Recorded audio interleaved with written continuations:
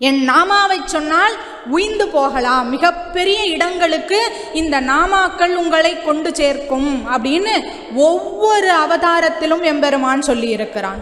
சரி, ஏதோ உன்னை யுகாதிக்கு கூப்பிட்டாங்க, அதனால நீ சும்மா எல்லா கதையும் சொல்லாத அப்படின்னா ஆழ்வாருடைய வாக்கும் அதைத்தான் சொல்கிறது. பூதத்தாழ்வார் சொல்றார், வேதத்தின் பொருள் முடிவும் இத்தனைய உத்தமன் பேர் ஏத்தும் திறன் அறியீன் ஏழைகாள். வேதம் என்னால சொல்ல முடியாது. சொல்ல முடியுமா? வேதத்தை சொல்ல முடியுமா?